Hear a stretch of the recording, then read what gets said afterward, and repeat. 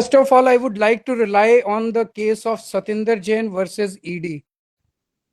The judgment was passed by this Honorable Court. Para 8-9 at page 170-171. Satinder Jain के case में trial court में bell की application की सुनवाई चल रही थी। 18 घंटे सुनवाई हो चुकी थी। 6 दिन तक सुनवाई हो चुकी थी। उसके पहले काफी दिनों से सुनवाई चल रही थी, तब तक ईडी को कोई एप्रीहेंशन नहीं हुई। आखिरी सुनवाई होने वाली थी, आखिरी तारीख थी। Suddenly ED has an apprehension. They go to the district जज. District judge allows the transfer. The matter comes before this honorable court, and this honorable court grants judgment in favor of ED. उस case में और मेरे case में बहुत ज्यादा similarities हैं।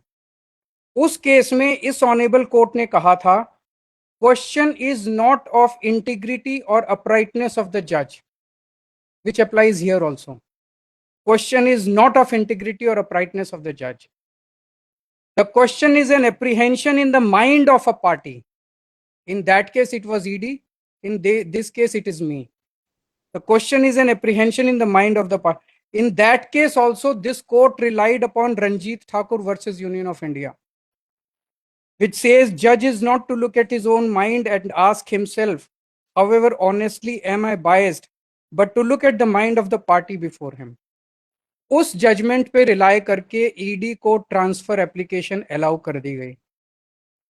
All that I am demanding my lord is same parity as ED, especially when my apprehensions are on much stronger ground than the apprehensions expressed by ED in their application. I've gone through that.